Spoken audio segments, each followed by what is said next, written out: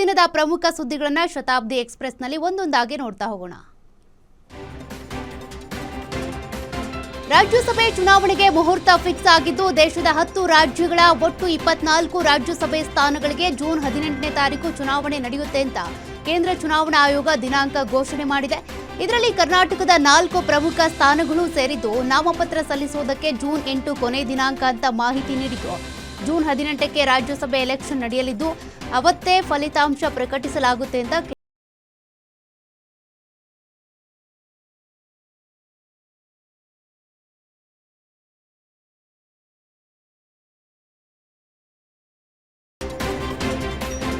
ರಾಜ್ಯಸಭೆ ಚುನಾವಣೆಗೆ ಡಿಕೆ ಸುರೇಶ್ ಹೆಸರು ಕೇಳಿ ಬರ್ತಿರುವ ವಿಚಾರ ಡಿಕೆ ಶಿವಕುಮಾರ್ ಪ್ರತಿಕ್ರಿಯೆ ಕೊಟ್ಟಿದ್ದಾರೆ. ಬೆಂಗಳೂರಿನಲ್ಲಿ ಮಾತನಾಡಿದ ಅವರು, ಸುರೇಶ್ ಯಾವ ಅರ್ಜಿನೂ ಹಾಕಿಲ್ಲ, ಅದೆಲ್ಲ ಸುಳ್ಳು ಸುದ್ದಿ. ನಮ್ಮ ಕುಟುಂಬದಿಂದ ಯಾರೂ ಸ್ಪರ್ಧಿಸ್ತಾ ಇಲ್ಲ. ಎಲೆಕ್ಷನ್ನಲ್ಲಿ ನನ್ನ ತಮ್ಮ ಸೋತಿದ್ದಾನೆ, ಈಗ ಕೆಎಂಎಫ್ನಲ್ಲಿ ಕೆಲಸ ಮಾಡ್ತಿದ್ದಾನೆ, ರಾಜ್ಯಸಭೆಗೆ ಸ್ಪರ್ಧೆ ಮಾಡೋದಿಲ್ಲ ಅಂತೇಳಿ ಹೇಳಿದ್ದಾರೆ. ಈಗ ಕೆಎಂಎಫ್ ಸರ್, ಇನ್ನೊಂದು ಡಿಕೆ ಸುರೇಶ್ ಅವರು ರಾಜ್ಯಸಭೆಗೆ ಏನೋ ಆಕಾಂಕ್ಷಿ ಅಂತ ಹೇಳಿ ಅವೆಲ್ಲ ಸುಳ್ಳು. ಯಾವ ಸುರೇಶು ಇಲ್ಲ, ನಮ್ಮ ಕುಟುಂಬದಿಂದ ಬೇರೆ ಯಾವುದೂ ಇಲ್ಲ. ಎಲೆಕ್ಷನಲ್ಲಿ ಸೋತಿದ್ದಾನೆ, ಆಯಿತು. ಈಗ ಕೆಎಂಎಫ್ ಅಲ್ಲಿ ಬೆಂಗಳೂರು ಮಿಲ್ಕ್ ಕೆಲಸ ಮಾಡಿದಾನೆ, ಅವೆಲ್ಲ ಸುಳ್ಳು. ನನ್ನ ತಮ್ಮ ಯಾವುದಕ್ಕೂ ಅರ್ಜಿ ಹಾಕೋಕ್ಕೆ ತಯಾರಿಲ್ಲ. ಸರ್, ಇನ್ನೊಂದು ಡಿಕೆ ಸುರೇಶ್ ಅವರು ರಾಜ್ಯಸಭೆಗೆ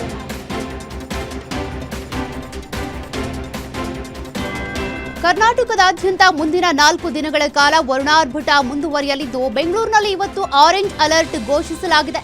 ಮುಂಗಾರು ಪೂರ್ವ ಮಳೆಯ ತೀವ್ರತೆ ಹೆಚ್ಚಾಗಿರೋದ್ರಿಂದ ಸಾರ್ವಜನಿಕರು ಮತ್ತು ರೈತರು ಎಚ್ಚರಿಕೆಯಿಂದ ಇರಬೇಕು ಅಂತ ಸೂಚಿಸಲಾಗಿದೆ.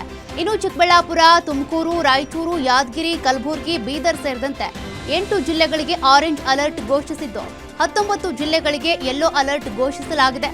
ಇನ್ನು ಹಲವೆಡೆ ಬಿರುಗಾಳಿ ಸಹಿತ ಭಾರೀ ಮಳೆಯಾಗುವಂತ ಮುನ್ಸೂಚನೆ ಸಿಕ್ಕಿದೆ.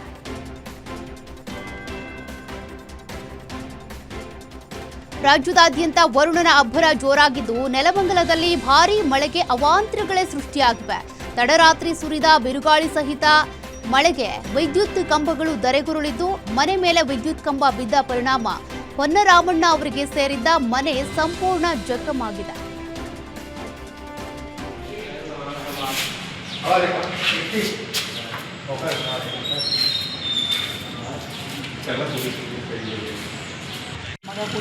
ಇಲ್ಲಿ ಕೂತಿದ್ರಾ? ಅಲ್ಲಿ ಮಂಚದ ಮೇಲೆ ಕೂತಿದ್ದೆ ಸರ್. ಓದ್ಕೊಂಡು ಅವ್ನಿಗೆ ಎಕ್ಸಾಮ್ ಇತ್ತು, ಓದ್ಕೊಂಡು ಕೂತಿದ್ದ ಅವನು. ಈ ಥರ ಸುಮ್ಮನೆ ವೆಲ್ಡಿಂಗ್ ಸುಮ್ಮನೆ ಟಾಕ್ ಹೊಡೆದ್ಬಿಟ್ಟು ಹಿಂಗೆ ಮಾಡಿಬಿಟ್ರೆ ಯಾರು ಸರ್ ಬಡವ್ರು ಬದುಕು ಉದ್ಧಾರ ಆಗ್ತಾರ ಸರ್? ಬಡವರು ಬದುಕ್ತಾರ ಹಿಂಗೆ ಮಾಡಿದ್ರೆ? ದುಡ್ಡಿರೋರಿಗೆ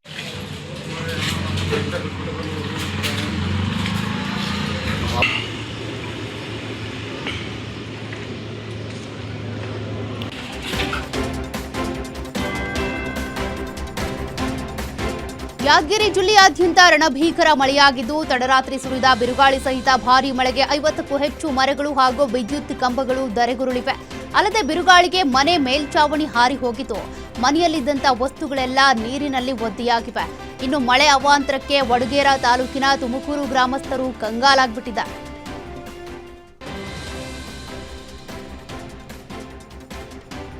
ಚಿಕ್ಕಬಳ್ಳಾಪುರ ಜಿಲ್ಲೆಯ ಗೌರಿಬಿದನೂರು ತಾಲೂಕಿನ ಚೀಲಮನಹಳ್ಳಿಯಲ್ಲಿ ಕಳೆದ ರಾತ್ರಿ ಅಬ್ಬರಿಸಿದ ಬಿರುಗಾಳಿ ಸಹಿತ ಆಲಿಕಲ್ಲು ಮಳೆಗೆ 100 ಎಕರೆ ಬಾಳೆ ತೋಟಗಳು ಸಂಪೂರ್ಣ ನಾಶ ಆಗಿವೆ. ಇನ್ನೇನು ಕಟಾವಿನ ಹಂತದಲ್ಲಿದ್ದಂಥ ಬಾಳೆ ಬೆಳೆ ಮಣ್ಣು ಪಾಲಾಗಿದೆ. ಕೈಗೆ ಬಂದ ತುತ್ತು ಬಾಯಿಗೆ ಬರಲಿಲ್ಲ ಅಂತ ರೈತರು ಕಂಗಾಲಾಗಿದ್ದಾರೆ. ಗ್ರಾಮದ ಆನಂದ್ ರೆಡ್ಡಿ, ಶಿವರೆಡ್ಡಿ, ನಾರಾಯಣ ರೆಡ್ಡಿ, ಬಾಲಪ್ಪ ಎಂಬುವರಿಗೆ ಸೇರಿದ ಲಕ್ಷಾಂತರ ರೂಪಾಯಿ ಮೌಲ್ಯದ ತೋಟ ಸಂಪೂರ್ಣ ನಾಶವಾಗಿದ್ದು, ರೈತರು ಈಗ ಆತಂಕಕ್ಕೀಡಾಗಿದ್ದಾರೆ.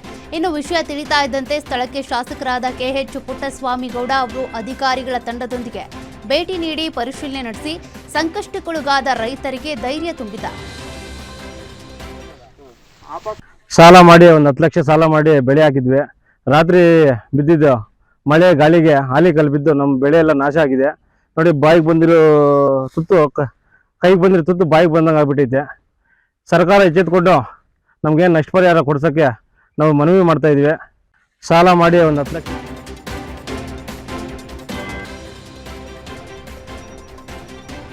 ಬೆಣ್ಣೆನಗರಿ ದಾವಣಗೆರೆಯಲ್ಲಿ ಬೆಳ್ಳಂಬೆಳಗ್ಗೆ ಮಳೆ ಸುರಿದ ಪರಿಣಾಮ ಶಂಕರ ಲೇಔಟ್ನ ಕೆಲ ಮನೆಗಳಿಗೆ ನೀರು ನುಗ್ಗಿದೆ. ಭಾರೀ ಮಳೆಗೆ ಮನೆಗಳಿಗೆ ನೀರು ನುಗ್ಗಿದ್ದು, ಹೊರ ಬರೋದಕ್ಕಾಗದೆ ಜನರು ಪರದಾಡುವಂತ ಪರಿಸ್ಥಿತಿ ಎದುರಾಗಿದ್ದು, ಅಧಿಕಾರಿಗಳಿಗೆ ಹಿಡಿ ಶಾಪ ಹಾಕಿದ್ದಾರೆ. ಮಳೆ ಬಂದ್ರೆ ಸಾಕು, ನೀರು ಸರಾಗವಾಗಿ ಹೋಗೋದಕ್ಕೆ ಸೂಕ್ತ ಚರಂಡಿ ವ್ಯವಸ್ಥೆ ಮಾಡಿಲ್ಲ. ಸಿಸಿ ರಸ್ತೆ ಜೊತೆ ಸರಿಯಾಗಿ ಚರಂಡಿ ವ್ಯವಸ್ಥೆ ಮಾಡಿದ್ರೆ ಈ ರೀತಿ ಪರದಾಡುವ ಪರಿಸ್ಥಿತಿ ಬರ್ತಿರ್ಲಿಲ್ಲ ಅಂತ ಸ್ಥಳೀಯರು ತಮ್ಮ ಆಕ್ರೋಶ ಹೊರಹಾಕಿದ್ದಾರೆ.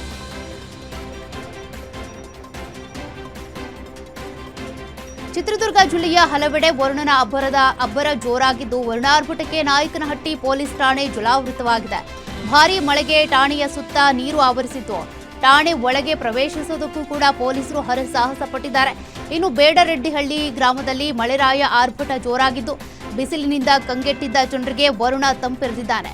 ಇನ್ನು ಗ್ರಾಮದಲ್ಲಿ ಸಕಾಲಕ್ಕೆ ಸರಿಯಾಗಿ ಮಳೆಯಾಗಿದ್ದಕ್ಕೆ ರೈತರ ಮುಖದಲ್ಲಿ ಮಂದಹಾಸ ಮೂಡಿದೆ.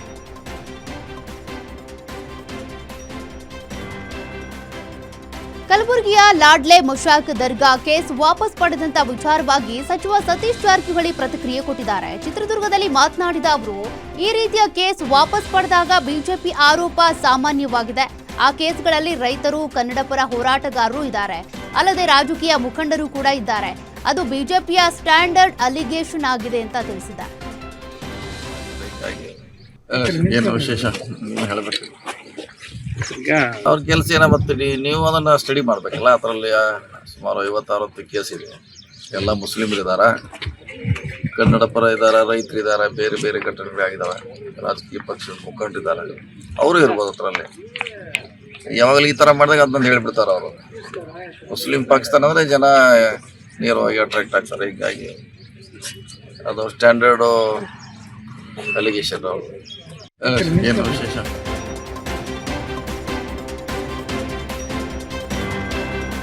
ಲಾಡ್ಲೆ ಮಶಾಕ್ ದರ್ಗಾ ಕೇಸ್ ವಾಪಸ್ ಪಡೆದಿರುವ ವಿಚಾರಕ್ಕೆ ಸರ್ಕಾರದ ವಿರುದ್ಧ ಶಿವಸೇನೆ ರಾಜ್ಯಾಧ್ಯಕ್ಷ ಆಂದೋಲನ ಶ್ರೀ ಕಿಡಿಕಾರಿದ್ದಾರೆ.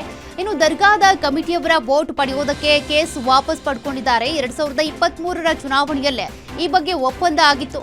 ಹೀಗಾಗಿ ಸರ್ಕಾರ ದರ್ಗಾ ಕೇಸನ್ನ ವಾಪಸ್ ಪಡ್ಕೊಂಡಿದೆ. ಈ ಬಗ್ಗೆ ಕಾನೂನು ಹೋರಾಟ ಮಾಡ್ತೀವಿ, ಹೈಕೋರ್ಟ್ ಮೊರೆ ಹೋಗ್ತೀವಿ ಅಂತ ಆಂದೋಲನ ಶ್ರೀ ಸಿದ್ದಲಿಂಗ ಮಹಾಸ್ವಾಮಿ ಹಾಗೂ ಶಿವಸೇನೆ ರಾಜ್ಯಾಧ್ಯಕ್ಷ ಕಿಡಿಕಾರಿದ್ದಾರೆ. ಶಾಸಕರು ಸೇರಿ ಪೂಜೆ ಮಾಡಿ ಬರಬೇಕಾದ್ರೆ ಸಾವಿರಾರು ಜನ ಮುಸಲ್ಮಾನರು ಸರ್ಕಾರಿ ವಾಹನಗಳ ಸಮೇತ ಅಲ್ಲಿ ಯಾರ್ಯಾರು ಜನಪ್ರತಿನಿಧಿಗಳು ಹೋಗಿದ್ರು ಅವ್ರ ಮೇಲೆಲ್ಲ ಕಲ್ಲು ತೂರಾಟ ಆಯಿತು. ಬೇಕು ಅಂತಲೇ ಅಲ್ಲಿಯ ಶಾಸಕರ ಕಾರನ್ನು ಜಖಂ ಮಾಡಿದರು. SP ಕಾರು, ಕೇಂದ್ರ ಸಚಿವರ ಕಾರು, ಎಲ್ಲ DC ಅವ್ರ ಕಾರನ್ನು ಪುಡಿ ಮಾಡಿದರು. ಮತ್ತು ಹಲ್ಲೆ ಕೂಡ ಮಾಡಿದರು. ಪೊಲೀಸರ ಮೇಲೆ ಹಲ್ಲೆ ಮಾಡಿದರು, ಮಾಧ್ಯಮದವ್ರ ಮೇಲೆ ಹಲ್ಲೆ ಮಾಡಿ ಒಂದು ಕ್ಯಾಮ್ರಾ ಕಸ್ಕೊಂಡು ಆ ಕಡೆ ಹೋಗಿದ್ದಾರೆ. ಇನ್ನೂ ಕ್ಯಾಮ್ರಾ ಪತ್ತೆ ಇಲ್ಲ. ಅಂತಹ ಒಂದು 7 ಪ್ರಕರಣಗಳಲ್ಲಿ ದಾಖಲಾಗಿತ್ತು. ಆದರೆ ಆ ಸರ್ಕಾರ ಏನು 23ರಲ್ಲಿ ಸರ್ಕಾರ ಬಂತು, ಆ ಸರ್ಕಾರದ ಬಂದ ತಕ್ಷಣವೇ UT ಖಾದರ್ ಸ್ಪೀಕರ್ಗೆ ಹೋಗಿ ಮನವಿ ಕೊಡ್ತಾರೆ. ಅಲ್ಲಿಯ ಮುಸಲ್ಮಾನರು ಪ್ರೆಷರ್ ಹಾಕ್ತಾರೆ, ಈ ಕೇಸನ್ನು ವಾಪಸ್ ಪಡಿಬೇಕು ಅಂತ ಹೇಳಿ. ಆ ಮೂಲಕ ಇವತ್ತು ರಾತ್ರೋರಾತ್ರಿ ನಿನ್ನೆಯ ದಿನ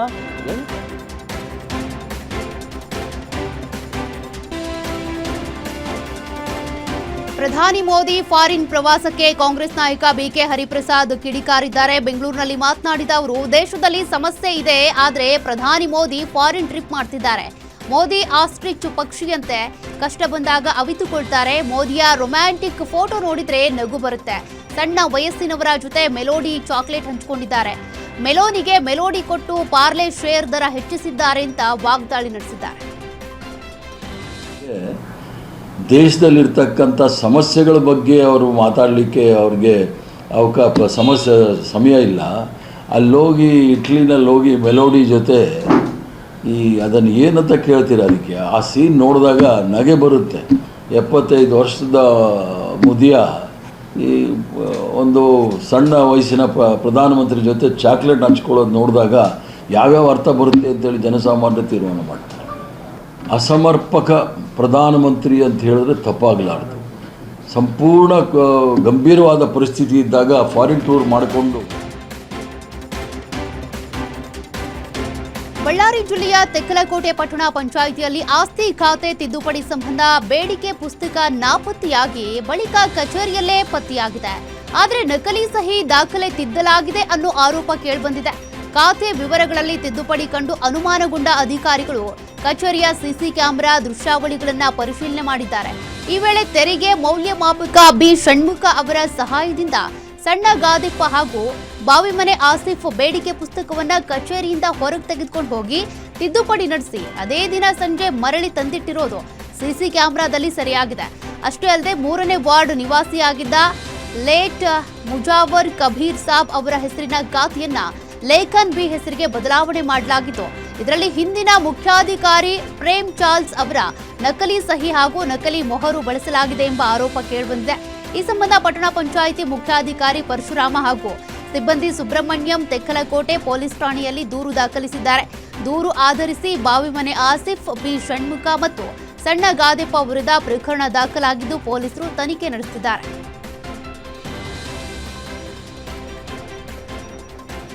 ಬೈಕ್ಗೆ ಕಾರು ಡಿಕ್ಕಿಯಾಗಿ ಬೈಕ್ ಸವಾರನಿಗೆ ಗಂಭೀರ ಗಾಯಗಳಾಗಿರುವ ಘಟನೆ ಬೆಂಗಳೂರಿನ ಯಲಹಂಕದಲ್ಲಿ ನಡೆದಿದೆ. ಅಪಘಾತದ ರಭಸಕ್ಕೆ ಕಾರಿನ ಮುಂಭಾಗ ಸಂಪೂರ್ಣ ಜಖಮಾಗಿದ್ದು ಬೈಕ್ ಸವಾರನಿಗೆ ಗಂಭೀರ ಗಾಯಗಳಾಗಿವೆ. ಇನ್ನು ಗಂಭೀರ ಗಾಯಗೊಂಡ ಬೈಕ್ ಸವಾರನನ್ನ ಯಲಹಂಕ ಸರ್ಕಾರಿ ಆಸ್ಪತ್ರೆಗೆ ದಾಖಲು ಮಾಡಲಾಗಿದೆ. ಸದ್ಯ ಕಾರು ಚಾಲಕ ಕುಡಿದು ವಾಹನ ಓಡಿಸಿರುವ ಮಾಹಿತಿ ಬೆಳಕಿಗೆ ಬಂದಿದ್ದು ಕಾರು ಹಾಗೂ ವಾಹನ ಸವಾರನನ್ನ ಪೊಲೀಸರು ವಶಕ್ಕೆ ಪಡೆದುಕೊಂಡಿದ್ದಾರೆ. ಇನ್ನು ಘಟನೆ ಸಂಬಂಧ ಯಲಹಂಕ ಸಂಚಾರ ಪೊಲೀಸ್ ಠಾಣೆಯಲ್ಲಿ ಪ್ರಕರಣ ದಾಖಲಾಗಿದೆ.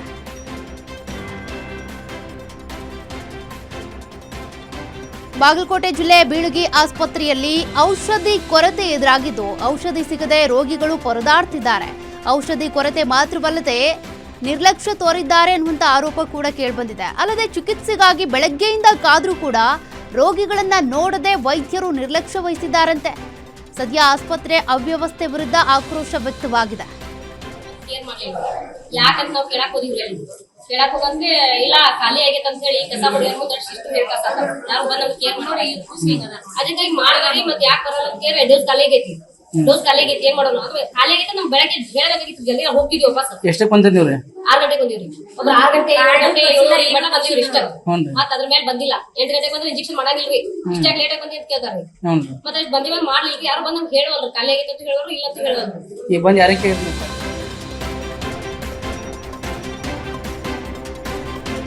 ಶಿವಮೊಗ್ಗದ ತೀರ್ಥಹಳ್ಳಿ ಪಟ್ಟಣದಲ್ಲಿರುವಂತಹ ಜಯಚಾಮರಾಜೇಂದ್ರ ಆಸ್ಪತ್ರೆಯಲ್ಲಿ ವಿದ್ಯುತ್ ವ್ಯವಸ್ಥೆ ಇಲ್ಲದೆ ರೋಗಿಗಳು ಪರದಾಡಿದ್ದಾರೆ.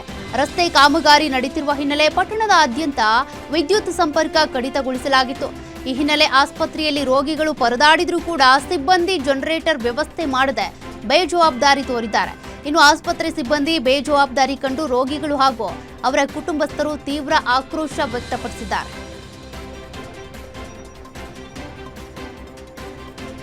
ಸರ್ಕಾರಿ ಆಸ್ಪತ್ರೆಯಲ್ಲಿ ವೈದ್ಯರಿಗೆ ರಕ್ಷಣೆ ಇಲ್ಲ ಅನ್ನುವ ಪ್ರಶ್ನೆ ಈಗ ಎದುರಾಗಿದೆ. ಕಾರಣ ಬೀದರ್ನ ಬ್ರಿಮ್ಸ್ ಜಿಲ್ಲಾಸ್ಪತ್ರೆಯಲ್ಲಿ ವೈದ್ಯ ಡಾಕ್ಟರ್ ತುಕಾರಾಂ ಎಂಬುವರ ಮೇಲೆ 4 ರಿಂದ 5 ಯುವಕರ ಪುಂಡರ ಗುಂಪೊಂದು ಏಕಾಏಕಿ ಅಟ್ಯಾಕ್ ಮಾಡಿದ್ದಾರೆ. ಮದ್ಯಪಾನ ಮಾಡಿ ಬೈಕ್ನಿಂದ ಬಿದ್ದು ಗಾಯಗೊಂಡಿದ್ದ ವ್ಯಕ್ತಿಯನ್ನ ಆತನ ಸ್ನೇಹಿತರು ಆಸ್ಪತ್ರೆಗೆ ಕರೆತಂದಿದ್ರು. ಅಪಘಾತದ ಕೇಸ್ ಆಗಿದ್ದರಿಂದ ವೈದ್ಯರು ಮೆಡಿಕೋ ಲೀಗಲ್ ಕೇಸ್ ದಾಖಲಿಸುವುದಕ್ಕೆ ಮುಂದಾಗಿದ್ದಾರೆ. ಅದಕ್ಕೆ ಒಪ್ಪದ ಯುವಕರು ನಮಗೆ ಪೊಲೀಸ್ ಕೇಸ್ ಬೇಡ, ಹಾಗೆ ಚಿಕಿತ್ಸೆ ಕೊಡಿ ಅಂತ ಹಠ ಹಿಡಿದಿದ್ದಾರೆ. ಕಾನೂನು ಪಾಲಿಸುವುದಕ್ಕೆ ಹೋದ ವೈದ್ಯರ ಮಾತಿಗೆ ಬೆಲೆ ಕೊಡದೆ ಕುಡಿದ ಮತ್ತಿನಲ್ಲಿ ವೈದ್ಯ ಡಾಕ್ಟರ್ ತುಕಾರಾಂ ಅವರಿಗೆ ಹಿಗ್ಗಾಮುಗ್ಗಾ ಥಳಿಸಿದ್ದಾರೆ. ಸದ್ಯ ಗಂಭೀರವಾಗಿ ಗಾಯಗೊಂಡ ವೈದ್ಯ ತುಕಾರಾಂಗೆ ಬ್ರಿಮ್ಸ್ನಲ್ಲಿ ಆಸ್ಪತ್ರೆಯಲ್ಲಿ ಚಿಕಿತ್ಸೆ ಕೊಡಿಸಲಾಗ್ತಾ ಇದೆ.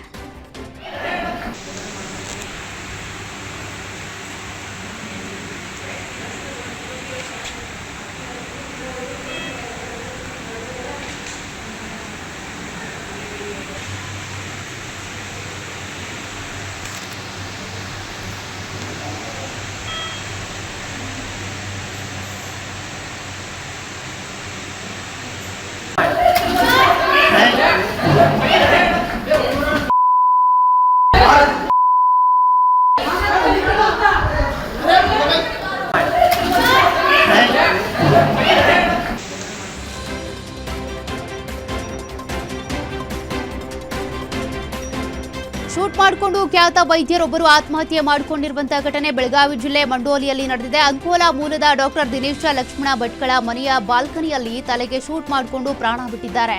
ಬೆಳಗಾವಿಯ ಕೆಎಲ್ಇ ಆಸ್ಪತ್ರೆಯಲ್ಲಿ ಕಾರ್ಯನಿರ್ವಹಿಸ್ತಾ ಇದ್ದು ಲಂಗ್ಸ್ ಕ್ಯಾನ್ಸರ್ಗೆ ತುತ್ತಾದ ಹಿನ್ನೆಲೆ ಆತ್ಮಹತ್ಯೆಗೆ ಶರಣಾಗಿದ್ದಾರೆ ಅಂತ ಶಂಕಿಸಲಾಗಿದೆ. ಇನ್ನು ಸ್ಥಳಕ್ಕೆ ಟಿಳಕವಾಡಿ ಸಿಪಿಐ ಸೇರಿ ಸಿಬ್ಬಂದಿ ಭೇಟಿ ನೀಡಿ ಪರಿಶೀಲನೆ ನಡೆಸಿದ್ದಾರೆ. ಚಿಕ್ಕಮಗಳೂರಿನಲ್ಲಿ ಕಮಲ ಹಾಗೂ ಕೈ ಕಾರ್ಯಕರ್ತರ ಮಧ್ಯೆ ರೋಡ್ ಕಿರಿಕ್ ವಿಚಾರಕ್ಕೆ ಸಂಬಂಧಪಟ್ಟಂತೆ ಎರಡೂ ಪಕ್ಷಗಳ 4 ಮೇಲೆ ಎಫ್ಐಆರ್ ದಾಖಲಾಗಿದೆ. ಸಾರ್ವಜನಿಕರ ನೆಮ್ಮದಿಗೆ ಭಂಗ ತಂದ ಆರೋಪದಡಿ ಬಿಜೆಪಿಯ ಸಂತೋಷ್ ಕೊಟ್ಯಾನ್ ಮತ್ತು ರಾಜೇಶ್ ಹಾಗೂ ಕಾಂಗ್ರೆಸ್ನ ಹೇಮಂತ್ ಮತ್ತು ಕೌಶಿಕ್ ಮೇಲೆ ಪೊಲೀಸರು ಸುಮೋಟೋ ಕೇಸ್ ದಾಖಲು ಮಾಡಿಕೊಂಡಿದ್ದಾರೆ. ಇನ್ನು ಘಟನೆ ಸಂಬಂಧ ಚಿಕ್ಕಮಗಳೂರು ನಗರ ಪೊಲೀಸ್ ಠಾಣೆಯಲ್ಲಿ ಪ್ರಕರಣ ದಾಖಲಾಗಿದೆ.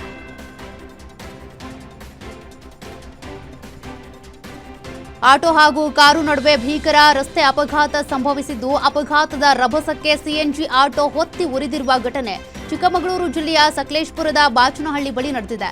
ಅಪಘಾತದಲ್ಲಿ ಕಾರಿನಲ್ಲಿದ್ದ 4 ಗಂಭೀರ ಗಾಯಗಳಾಗಿದ್ದು, ಚಿಕ್ಕಮಗಳೂರು ಸ್ಥಳೀಯ ಸರ್ಕಾರಿ ಆಸ್ಪತ್ರೆಗೆ ದಾಖಲು ಮಾಡಲಾಗಿದೆ.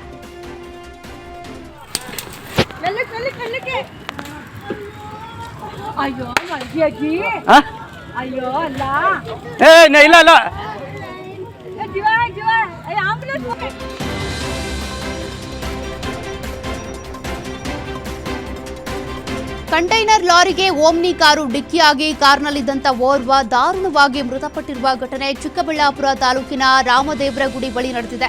ಬೆಂಗಳೂರಿನಿಂದ ಆಸ್ಪತ್ರೆಯಲ್ಲಿ ಚಿಕಿತ್ಸೆ ಪಡೆದು ವಾಪಸ್ ಬರುವಂತ ಸಂದರ್ಭದಲ್ಲಿ ಅಪಘಾತ ಸಂಭವಿಸಿದ್ದು, ಓಮ್ನಿ ಕಾರ್ನಲ್ಲಿದ್ದಂಥ PLD ಬ್ಯಾಂಕ್ ಮಾಜಿ ಅಧ್ಯಕ್ಷ ಹನುಮಂತ ರೆಡ್ಡಿ ಮೃತಪಟ್ಟಿದ್ದಾರೆ. ಇನ್ನು ಹಲವರಿಗೆ ಗಂಭೀರ ಗಾಯಗಳಾಗಿದ್ದು, ಸ್ಥಳೀಯ ಆಸ್ಪತ್ರೆಗೆ ದಾಖಲು ಮಾಡಲಾಗಿದೆ. ಸ್ಥಳಕ್ಕೆ ಪೇರಸಂದ್ರ ಠಾಣೆಯ ಪೊಲೀಸರು ಭೇಟಿ ನೀಡಿ ಪರಿಶೀಲನೆ ನಡೆಸಿದ್ದಾರೆ.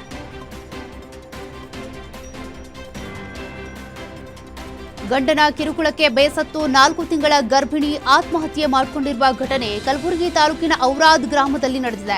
ಪತಿಯ ನಿರಂತರ ಕಿರುಕುಳಕ್ಕೆ ಬೇಸತ್ತ ತವರು ಮನೆಗೆ ಬಂದು 22 ವರ್ಷದ ಶ್ರುತಿ ಆತ್ಮಹತ್ಯೆಗೆ ಶರಣಾಗಿದ್ದಾಳೆ. ಇನ್ನು ಕಳೆದ 2 ವರ್ಷದ ಹಿಂದೆ ಶ್ರುತಿ ಗೋಪಾಲ್ ಪ್ರೀತಿಸಿ ಮದುವೆ ಆಗಿದ್ರು. ವಿಪರೀತ ಸಾಲ ಮಾಡಿಕೊಂಡಿದ್ದ ಗೋಪಾಲ್ ಸಾಲ ತೀರಿಸೋದಕ್ಕೆ ಮನೆ ಮಾರೋದಕ್ಕೆ ಮುಂದಾಗಿದ್ದಂತೆ. ಇದಕ್ಕೆ ವಿರೋಧಿಸಿದ್ದಕ್ಕೆ ಪತ್ನಿ ಶ್ರುತಿಗೆ ಥಳಿಸಿ ತಾಳಿ ಕೂಡ ಕಿತ್ಕೊಂಡು ತವರು ಮನೆಗೆ ಹೋಗುವಂತೆ ಗಲಾಟೆ ಮಾಡಿದ್ದ. ಇದರಿಂದ ಮನನೊಂದ ಶ್ರುತಿ ತವರು ಮನೆಗೆ ಬಂದು ಆತ್ಮಹತ್ಯೆಗೆ ಶರಣಾಗಿದ್ದಾಳೆ. ಘಟನೆ ಸಂಬಂಧ ಮಹಿಳಾ ಪೊಲೀಸ್ ಠಾಣೆಯಲ್ಲಿ ಪ್ರಕರಣ ದಾಖಲಾಗಿದೆ.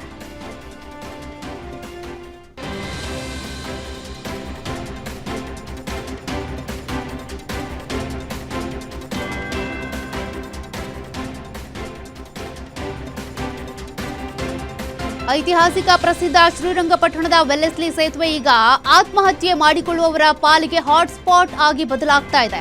ದಿನದಿಂದ ದಿನಕ್ಕೆ ಈ ಸೇತುವೆ ಮೇಲಿಂದ ನದಿಗೆ ಧುಮುಕಿ ಪ್ರಾಣ ಕಳೆದುಕೊಳ್ಳುವವರ ಸಂಖ್ಯೆ ಹೆಚ್ಚಾಗ್ತಾ ಇದೆ. ಮೈಸೂರಿನ ಮೇಟಗಳ್ಳಿ ನಿವಾಸಿ ಶಿವಕುಮಾರ್ ಸೇತುವೆ ಮೇಲಿಂದ ನದಿಗೆ ಧುಮುಕಿ ಆತ್ಮಹತ್ಯೆಗೆ ಯತ್ನಿಸಿದ್ದು, ನದಿಗೆ ಬೀಳುವ ಬದಲಿಗೆ ನದಿಯ ಪಕ್ಕದಲ್ಲಿದ್ದ ಬಂಡಿಯ ಮೇಲೆ ಬಿದ್ದಿದ್ದಾರೆ. ಇದರಿಂದ ತೀವ್ರ ಗಾಯಗೊಂಡ ಶಿವಕುಮಾರ್ ನದಿಯಲ್ಲಿ ಚೀರಾಡಿದ್ದು, ಕಿರುಚಾಟದ ಸದ್ದು ಕೇಳಿ ಸ್ಥಳೀಯರು ಅಗ್ನಿಶಾಮಕ ದಳ ಸಿಬ್ಬಂದಿಗೆ ಮಾಹಿತಿ ಕೊಟ್ಟಿದ್ದಾರೆ. ಸ್ಥಳಕ್ಕೆ ಅಗ್ನಿಶಾಮಕ ದಳ ಸಿಬ್ಬಂದಿ ಆಗಮಿಸಿದ್ದು, ಗಾಯಗೊಂಡ ವ್ಯಕ್ತಿಯನ್ನ ರಕ್ಷಣೆ ಮಾಡಿದ್ದಾರೆ. ಘಟನೆ ಸಂಬಂಧ ಶ್ರೀರಂಗಪಟ್ಟಣ ಟೌನ್ ಪೊಲೀಸ್ ಠಾಣೆಯಲ್ಲಿ ಪ್ರಕರಣ ದಾಖಲಾಗಿದೆ.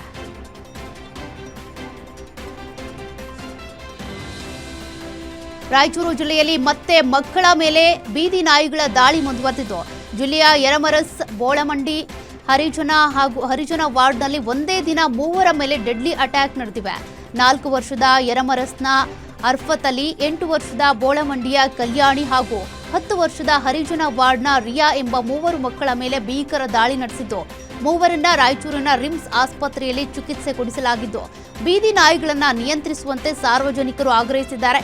ಇನ್ನು ಕಳೆದ 5 ತಿಂಗಳಲ್ಲಿ ಬರೋಬ್ಬರಿ 1139 ನಾಯಿ ಕಡಿತದ ಕೇಸ್ಗಳು ದಾಖಲಾಗಿವೆ.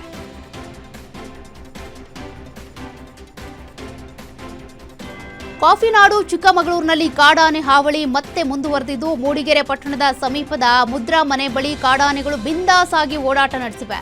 ಇನ್ನು ಮುದ್ರೆ ಮನೆ, ಹಳಸೆ ಸುತ್ತಮುತ್ತ ಕಾಡಾನೆಗಳು ಸಂಚರಿಸ್ತಾ ಇದ್ದು, ಕಾರ್ಮಿಕರಿಗೆ ತೋಟಗಳಿಗೆ ತೆರಳದಂತೆ ಅರಣ್ಯ ಇಲಾಖೆ ಹೈ ಅಲರ್ಟ್ ಘೋಷಿಸಿದೆ.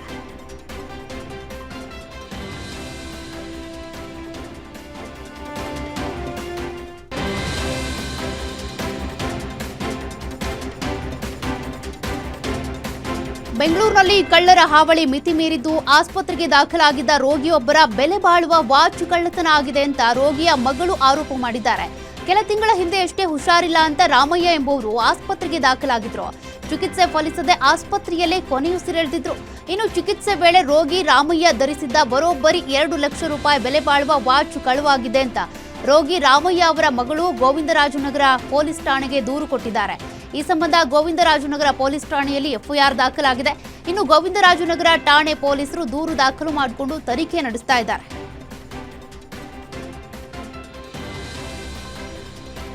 ಕೋಲಾರದಲ್ಲಿ ಜನರ ಗಮನ ಬೇರೆಡೆ ಸೆಳೆದು ದರೋಡೆ ಮಾಡ್ತಿದ್ದಂತ ಅಂತಾರಾಜ್ಯ ದರೋಡೆಕೋರರನ್ನ ಗೌನಿಪಲ್ಲಿ ಪೊಲೀಸರು ಬಂಧಿಸಿದ್ದಾರೆ. ಗೌನಿಪಲ್ಲಿ ಪೊಲೀಸ್ ಠಾಣೆಯಲ್ಲಿ ದಾಖಲಾಗಿದ್ದ ಪ್ರಕರಣವನ್ನ ಭೇದಿಸಿ ಗೌನಿಪಲ್ಲಿ ಗ್ರಾಮದ ವ್ಯಕ್ತಿಯೋರ್ವನ ಬಳಿ ಸುಮಾರು 1,20,000 ಹಣ ದೋಚಿ ಎಸ್ಕೇಪ್ ಆಗಿದ್ದ ಆಂಧ್ರಪ್ರದೇಶದ ಕುಪ್ಪಂನ ಗಿರಿ ಎಂಬಾತನನ್ನ ಬಂಧಿಸಿದ್ದಾರೆ.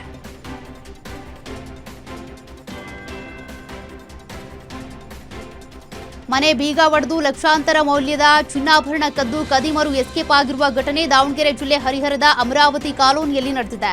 ಪರೀಕ್ಷಿತ್ ನಾಯ್ಡು ಎಂಬುವರ ಮನೆಯಲ್ಲಿ ಯಾರೂ ಇಲ್ಲದ ಸಮಯದಲ್ಲಿ ಕಳ್ಳತನ ಮಾಡಿದ್ದು ಮನೆಯಲ್ಲಿದ್ದ ಬರೋಬ್ಬರಿ 67 ಲಕ್ಷ ಮೌಲ್ಯದ 483 ಗ್ರಾಂ ಚಿನ್ನಾಭರಣ ಕದ್ದು ಪರಾರಿಯಾಗಿದ್ದಾರೆ.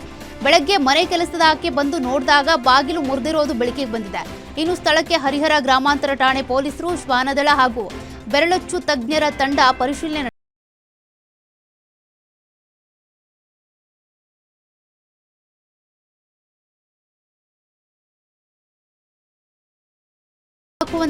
ಹಾಕಬೇಕು ಅಂತೇಳಿ ಒತ್ತಾಯಿಸಿ ಬಾಗಲಕೋಟೆ ಜಿಲ್ಲೆ ಮುಧೋಳ ನಗರದ ಜಂಜರಕೊಪ್ಪ ಗಲ್ಲಿ ನಿವಾಸಿಗಳು ರಸ್ತೆ ತಡೆದು ಪ್ರತಿಭಟನೆ ಮಾಡಿದ್ದಾರೆ. ಅತಿ ವೇಗದ ವಾಹನ ಸಂಚಾರದಿಂದ ಜೀವ ಭಯ ಎದುರಾಗಿತ್ತು. ವೃದ್ಧರು ಹಾಗೂ ಮಕ್ಕಳು ರಸ್ತೆ ದಾಟೋದಕ್ಕೆ ಹರಸಾಹಸ ಪಡುವಂತಾಗಿದೆ. ಹೀಗಾಗಿ ಅಧಿಕಾರಿಗಳಿಗೆ ಹಲವು ಬಾರಿ ಮನವಿ ಮಾಡಿದ್ರೂ ಕೂಡ ಅಧಿಕಾರಿಗಳು ಸ್ಪಂದಿಸ್ತಾ ಇಲ್ಲ ಅಂತ ಆಕ್ರೋಶ ವ್ಯಕ್ತಪಡಿಸಿದ್ದಾರೆ. ಇನ್ನು ಕೂಡಲೇ ಹಂಪ್ಸ್ ಅಳವಡಿಸುವಂತೆ ಗಡದನ್ನವರ ವೃತ್ತ ಮಹಾಲಿಂಗಾಪುರ ಸಂಪರ್ಕಿಸುವ ರಸ್ತೆ ತಡೆದು ಪ್ರತಿಭಟನೆ ಮಾಡಿದ್ದಾರೆ. ಆದ್ಮೇಲೆ ಹುಡುಗರು ಓಡಾಡ್ತಾರೋ, ಸ್ಕೂಲ್ ವ್ಯಾನ್ ಬರುತ್ತೆ, ಯಾವ ಗಾಡಿ ಸ್ಪೀಡಾಗಿ ಬಂದ್ರೆ ಜವಾಬ್ದಾರಿ ಯಾರು? ಅದಕ್ಕೆ ಕಮಿಷನರ್ ಜವಾಬ್ದಾರಿ, ಇಲ್ಲ PWD ಅವರು, ಪೊಲೀಸರವರು, ಯಾರು ಜವಾಬ್ದಾರಿ ಆಗೇ ಆಗ್ತಾರೆ. ಆದ ಕಾರಣ ಇವತ್ತು ಸ್ಟ್ರೈಕ್ ಮಾಡ್ತಾ ಇದ್ದೀವಿ. ಬೆಂಬಲ ಅಂಕರ ಎಲ್ಲರದ್ದು ಬೇಕು.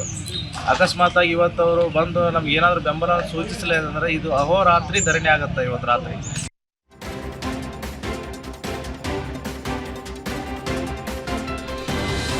ಕಲಬುರಗಿ ಜಿಲ್ಲೆಯ ಚಿಂಚೋಳಿ ತಾಲೂಕಿನ ಕುಂಚಾವರಂ ವನ್ಯಜೀವಿ ಧಾಮದಲ್ಲಿ ವಿದ್ಯುತ್ ಹರಿಬಿಟ್ಟು ವನ್ಯಜೀವಿಗಳ ಬೇಟೆಯಾಡ್ತಿದ್ದ ಇಬ್ಬರನ್ನ ಬಂಧಿಸಲಾಗಿದೆ. ಒಂದು ಮೊಲ, 2 ಪಕ್ಷಿಗಳ ಬೇಟೆಯಾಡ್ತಿದ್ದಂತ ಮಾಣಿಕ್ ಹರಿಶ್ಚಂದ್ರ ಪವಾರ್, ಸುನೀಲ್ ರಾಠೋಡ್ನನ್ನ ಬಂಧಿಸಿ ಬಂಧಿತರಿಂದ ವಿವಿಧ ವಸ್ತುಗಳನ್ನು ವಶಕ್ಕೆ ಪಡೆದುಕೊಂಡಿದ್ದಾರೆ. ಇನ್ನು ಇಬ್ಬರ ವಿರುದ್ಧ ವನ್ಯಜೀವಿ ಸಂರಕ್ಷಣಾ ಕಾಯ್ದೆಯ ಅಡಿ ಪ್ರಕರಣ ದಾಖಲಾಗಿದೆ.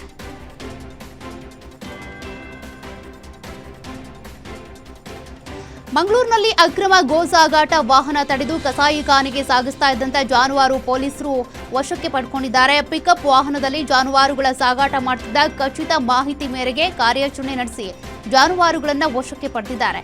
ಬೆಂಗಾವಲು ಕಾರಿನೊಂದಿಗೆ ತೆರಳುತ್ತಾ ಇದ್ದ ಪಿಕಪ್ ವಾಹನವನ್ನು ತಡೆಯುವ ವೇಳೆ ಪೊಲೀಸರಿಗೆ ಕಾರಿನಿಂದ ಡಿಕ್ಕಿ ಹೊಡೆಯೋದಕ್ಕೆ ಯತ್ನಿಸಿದ್ದಾರೆ. ಪಿಕಪ್ ವಾಹನದ ಚಾಲಕ ಬಂಟ್ವಾಳ ಬಾಳೆಪುಣಿ ನಿವಾಸಿ ಮೊಹಮ್ಮದ್ ಹನೀಫ್ ಎಂಬಾತನನ್ನ ಪೊಲೀಸರು ಬಂಧಿಸಿದ್ದು, ಬೆಂಗಾವಲು ವಾಹನ ಚಲಾಯಿಸಿಕೊಂಡು ಬಂದಿದ್ದ ನಟೋರಿಯಸ್ ಕ್ರಿಮಿನಲ್ ಬಶೀರ್ ಪರಾರಿಯಾಗಿದ್ದಾನೆ.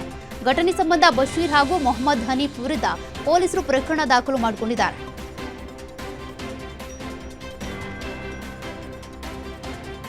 ಪರಪ್ಪನ ಅಗ್ರಹಾರ ಜೈಲಿನಲ್ಲಿ ನಟ ದರ್ಶನ್ ಜೊತೆ ಟೀ ಕುಡಿದಿದ್ದ rowdy sheeter Wilson Garden Naga ಕೊನೆಗೂ ಜೈಲಿನಿಂದ ಬಿಡುಗಡೆಯಾಗಿದ್ದಾನೆ. ಬೆಳಗಾವಿಯ ಹಿಂಡಲ್ಗ ಕೇಂದ್ರ ಕಾರಾಗೃಹದಲ್ಲಿದ್ದ ರೌಡಿ ಶೀಟರ್ ನಾಗನಿಗೆ ಜಾಮೀನು ಸಿಕ್ಕಿತು. ಜೈಲಿನಿಂದ ಹೊರ ಬಂದಿದ್ದಾನೆ. ಜೈಲು ಸೇರಿದ ಕೆಲವೇ ದಿನಗಳಲ್ಲಿ ತೀವ್ರ ಅನಾರೋಗ್ಯದ ಕಾರಣ ರೌಡಿ ಶೀಟರ್ ನಾಗನನ್ನ ಬೆಳಗಾವಿಯ ಬಿಮ್ಸ್ ಆಸ್ಪತ್ರೆಗೆ ದಾಖಲಿಸಲಾಗಿತ್ತು. ಕಳೆದೊಂದು ವಾರದಿಂದ ಆಸ್ಪತ್ರೆಯಲ್ಲೇ ಚಿಕಿತ್ಸೆ ಪಡ್ಕೊಳ್ತಾ ಇದ್ದ ನಾಗನಿಗೆ ಈಗ ಕೋರ್ಟ್ನಿಂದ ಬೇಲ್ ಸಿಕ್ಕ ಬೆನ್ನಲ್ಲೇ ಜೈಲಿನಿಂದ ಹೊರ ಬಂದಿದ್ದಾನೆ.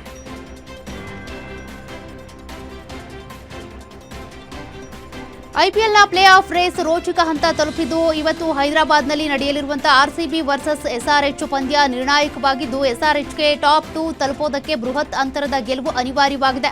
RCB ಬೌಲಿಂಗ್ ಬಲದಿಂದ ತನ್ನ ಸ್ಥಾನ ಉಳಿಸಿಕೊಳ್ಳುವ ಆಶಾಭಾವದಲ್ಲಿದೆ. ನಿನ್ನೆ ನಡೆದ ಪಂದ್ಯದಲ್ಲಿ ಚೆನ್ನೈ ಸೂಪರ್ ಕಿಂಗ್ಸ್ ವಿರುದ್ಧ ಗುಜರಾತ್ ಟೈಟಾನ್ಸ್ ತಂಡ 89 ರನ್ಗಳ ಬೃಹತ್ ಜಯ ದಾಖಲಿಸಿದೆ. ಈ ಭರ್ಜರಿ ಗೆಲುವಿನೊಂದಿಗೆ GT ತಂಡ ಪ್ಲೇ ಆಫ್ನಲ್ಲಿ ಅಗ್ರ 2 ಸ್ಥಾನಗಳಲ್ಲಿ ಒಂದನ್ನು ಖಚಿತಪಡಿಸಿಕೊಂಡಿದೆ. ಹೈದರಾಬಾದ್ ಟಾಪ್ 2 ತಲುಪಬೇಕಾದ್ರೆ RCB ವಿರುದ್ಧ ಗುಜರಾತ್ ಮಾದರಿಯಲ್ಲೇ ಬೃಹತ್ ಗೆಲುವು ಸಾಧಿಸಬೇಕಾಗುತ್ತೆ. ಇಂದಿನ ಪಂದ್ಯ ಗೆದ್ರೆ ನಂಬರ್ 1 ಆಗಿ ಪ್ಲೇ ಆಫ್ಗೆ RCB ಎಂಟ್ರಿ ಕೊಡಲಿದೆ. ಸೋತರೂ RCB ನಂಬರ್ 1 ಸ್ಥಾನಕ್ಕೇನೂ ಅಡ್ಡಿಯಿಲ್ಲ. ಇದಾಗಿತ್ತು ಶತಾಬ್ದಿ ಎಕ್ಸ್‌ಪ್ರೆಸ್. ನೋಡ್ತಾ ಇರಿ ಗ್ಯಾರಂಟಿ ನ್ಯೂಸ್, ಸುದ್ದಿ ಖಚಿತ, ನ್ಯಾಯ ನಿಶ್ಚಿತ.